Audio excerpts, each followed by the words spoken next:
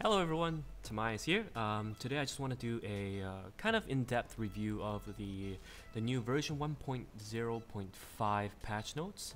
It'll be coming April 29th, 6 to 8 p.m. PDT, and it's got some really cool things coming out for the community and the game in general. So I wanted to offer my thoughts on how it probably affect the game state. As well as show you guys some Kraken runs on the side so you don't get too bored. So let me just load up a team. Yeah, I know I promised on Reddit that I'll do the in-depth review of my Kraken team with a YouTube video explaining everything. I'll probably do that after this video, so bear with me. Work has been taking over my life, and I'm gonna try my best. So yeah, with the version 1.0.5, there are 4 new guardians. You can see that we already know from the Discord there was a data miner, and this is the 5-star Ta. I'm thinking that's most likely a crit damage, maybe single target, crit rate, DPS guardian, and the 4 stars on the side. This one looks like the brother of Lord Dragon, and I'm hoping there's some synergy there. Because Lord Dragon's AI puts him in a pretty bad place right now. And then this is the 3-star Marie with the bubble shield gun, maybe some shield, some support abilities, who knows. Second part, new packages. So the level of packages have always been pretty good across different games. So you reach level 15, level 20, level 35, 40, whatnot, you get a standard set amount of gems or moonstones, right? So it's usually a good bang for the buck and people usually buy it. They changed a new gold package 4. Okay, that's good because usually end game you're short on gold, and sometimes you want gem and gold, but you don't want to buy the gem just to buy gold, if that makes sense. So that'll be a good package. They changed the EXP potion. Okay, so that's from 10 to 15. Alright, so before you could go from level 1 to level 34. So I'm assuming now we can go from level 1 to, I have the chart somewhere, maybe 38-ish, probably, even not, maybe 40, I'm not too sure. And here, the legendary package also increased by 500. I don't think people will buy the legendary package as much unless they guarantee a nat 5.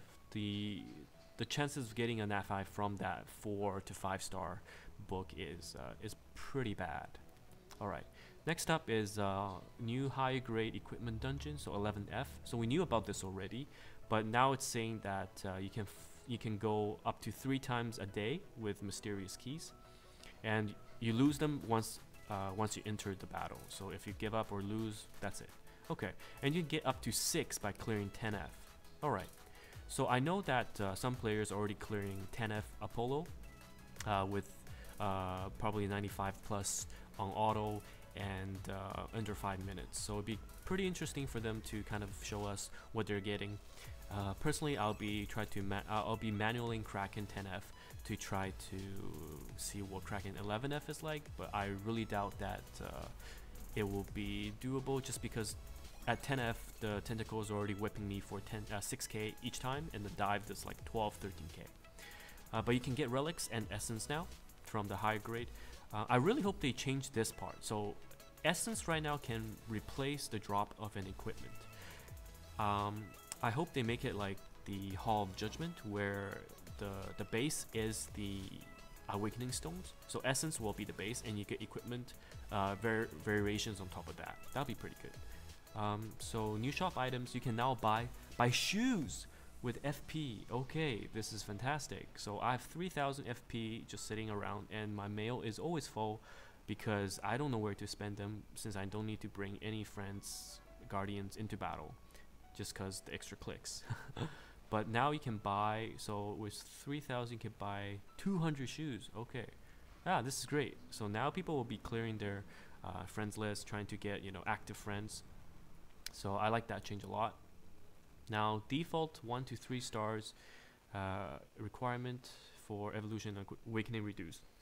Okay, that's good. That means stars like 3-star stars like Prebella and Langmore be used a lot more, or at least easier to get up to maxed level, and fodders also become easier to get to, and this almost makes it a lot more efficient to if you're not looking at time-wise. A lot more efficient to get your fodders 1 to 2 into feed it into 3 stars, and 3 stars upgrade into 4 for them to feed into your 5 stars and 6 stars. So that's a good change. New Guardian storage, just extra gems. I don't even have a Hua, so whatever. Guild check-in. Okay, I hope they changed it so that it's the same as just checking in game. As in, if you play, you get the check-in, and you just have to collect your reward. Because I'm lazy, I don't want to click in to 3 different pages to get a check-in and then claim it. Daily challenge reward upgrade. Okay, so this is now you get 30 per day, so it's 900 per month instead of the current 300. So that's a good change. Very good for free to play players. Other improvements: disassembly. Okay, so you can disassemble and you acquire it. Okay. That's alright. I was hoping they would have a batch sell or batch disassemble by clicking on the grade or the star, instead of, you know, after I do 7, 9, 8, 5 farming for a long time and I have to sell 300 pieces. So maybe next patch. Main lobby improvement to access everything faster. Okay. Auto battle. Okay, so they were talking about this on the forum, where, you know, skills like Anubis and Icon, the team in vulnerability, they will not use it in boss encounters. So they'll probably fix that, and I'm hoping that the units will move before, you know, attacking for the pincer, instead of, you know, attack everything, miss the pincer, and then move so that they can pincer next turn. That didn't make sense to me. But I'm interested to see the implications of the new AI, and if it'll make arena defense a bit stronger. Bug fixes, freezing in secret rooms, never had that. Text colors, never seen that. Thorn knife, I don't have an Inferno up and running. Continuous damage, sure. Fox protection. Okay, so now pincer will also trigger the shield. Holy crap. He's already hard to kill, and if pincer crit also triggers the shield, then he's most likely not going to die to multi-hitters in arena anymore. You just build tank, right? Okay, and here we go. See, I get 7 essences from a 9F auto, and now I have to click replay so that I can get 5 more. Alright, so next up is basic skill damage skills will be increased. Okay, yeah, so my guildmates ran some testing, and he found out that not all basic skill damage are the same. The baseline is 100, but some skills do 115, some skills do 90. So I'm assuming they're balancing it so everyone does the same. That'd be good. That's some consistency. So next part is damage share skills will be increased. Okay. Do they feel like it wasn't enough? I run the Undertaker, so he's at 20. Okay, so plus 5. With skill up, I'm assuming that's 30%. Yeah, that's good to have, because usually these are defense type already, so even if they take the share damage, it'll be a lot less. So that's a good buff. So lastly is some guardian skills will be balanced. Okay, so this is the big part. I'm hoping, you know, the AoE invincibility skill gets nerfed, but let's see. Raven, this used to be disturb enemy pincer, now it's blocks beneficial. Okay, minor change, great. No one uses him though. Frankenstein attacks 3 consecutive times proportion to target max HP, and now it's proportion defense. And okay, so he's gonna be hitting super hard on boss fights. Note that the target max HP multiplier is often applied after final damage calculation. We know this because if you change your crit, change your base attack modifier, it doesn't do much at all for the max HP damage. So my Scold, who does max HP damage, before crit it's about 4 or 5k on 9F. After crit it's 6k. So it's not really an accurate depiction. But I'm getting kind of off topic. Frankenstein will hit hard if it's proportionate to 2 things now. So Icon, yeah, okay. So Icon Anubis, invincibility and immunity for 2 turns. You get 3 turns after, you know, upgrades. So now it's just invincible for 2 turns. Okay. Honestly, I think not too much of a nerf. If they fix the AI, it'd be a fair trade for sure. Because now AI cast them in boss fights means you can run 2 AoE invincibility. So that's 6 turns at 6 star between the 2 of them. If you have a CD reduction, you pretty much have perma invis, right? Perma invincibility. I think that's pretty busted. What I hoped would change was you get -1 turn, so after upgrades 2 turns, and it costs 1 extra AP. So essentially you get only 1 full invulnerability turn, which you can attack in it as well. But I guess they thought that was too much of a nerf, and they just decided to scrap the inability immunity. So that means in arena they can be CC'd. Succubus sleep lasts for 2 turns. Stuns from Valk and such 2 turns. So those would be great. And it's easier to strip now because instead of stripping 2 things, you only have to strip 1. But I think the issue still lies within 3 turns invulnerability times 2 with CD reduction is going to be run across all higher floor boss dungeon fights if people have the unit set up, right? Because why do you run healers if you don't take any damage at all?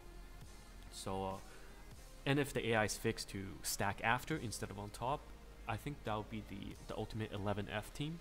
So we'll see if, you know, they changed it so that it's 2 turns no matter what, or if AI still stacks right on top of each other. But I still think it's a top tier skill. So Ming Ming, silence and swap. Now it's silence swap plus removes all beneficial effect. Okay, that's pretty good. But does it cost 1 AP? I think it costs 1 AP. I'm not sure if it's map wide, but no one runs Ming Ming at the moment. But after the change, maybe people run it. It'd be a pretty good defensive, because offense usually now people just go in, buff, 1 kill with a re-enabler like Ocean Maiden or Claudia. But if defensive, Ming Ming is able, the AI is smart enough to swap someone like their DPS. The DPS loses, strips, gets everything stripped, right, into your field and silenced, so he can't do anything. And your AI is just destroys it. Then maybe that'll be good. But I don't see much use as of yet. Another change is, okay, so instead of reducing right here, instead of reducing movement range for 1 turn, you remove 1 beneficial. So it's becoming more of a stripper in the arena sense, right? I can live with that. But Francesco kind of does it better, I would almost assume. Next is Anubis Knight. So Knight got 2 nerfs. The chain of restriction, so instead of 2 turn movement restriction, it's 1 turn. Okay, honestly that's not big of a change. You use Anubis Knight for targets like Hua to disable the revive, so you can 1-shot without the Hua reviving, and you're able to CD max the enemy stripper. Like I know people run Anubis against my defense sometimes, so they'll CD max my cows and then run the team invulnerability the next turn, so that my cows will not be able to strip AoE strip the invulnerability. So I don't think that's much of a nerf, but every little thing counts, right? Okay. Last is Undertaker Rook. Oh, I run him for my Kraken run, as you can see right here, Yeah, and he just used the skill. So now I have his skill upped, so it's 15% each turn. Well, it's balance HP first, and then 15% dot heal for 3 turns, right? So that's 45% after HP balance. For me, that's a insane reset button. Pretty much saves me in 10F runs where shit hits the fan. I get whipped 2 times for 6k each, and then dive hits me for 12k and pretty much dead. But he can, you know, save the whole team by using that. I don't think 5% is that big of a difference. I'll still run him in Kraken runs. But it's a 15% net loss over 3 turns, which hurts. But okay, yeah, like I said, 5 essence, right? God. But yeah, I still run Undertaker, just because the share HP, I think only Claudia and Skuld has it. Everything else doesn't have it, and his is the share and dot heal. Yeah, which is great. And then the right here, the damage share got buffed, right? So it's 30%. Okay, I still run him. But why would they nerf that and only take off the immunity against inability against Icon and Anubis? Yeesh. Alright, okay, let's hope I pull a Knight Icon. I mean a Knight Anubis then. Alright, so that's my thought on the patch notes for version 1.0.5. Overall, I'm glad that, you know, everything's coming out fast, and it sounds like they've kind of listened to the community, especially on some balancing changes. It's not much, I would say, the nerfs, but that shows, you know, they don't want to kind of nerf a unit to the ground, and they're taking it step by step, which I like. So yeah, overall great.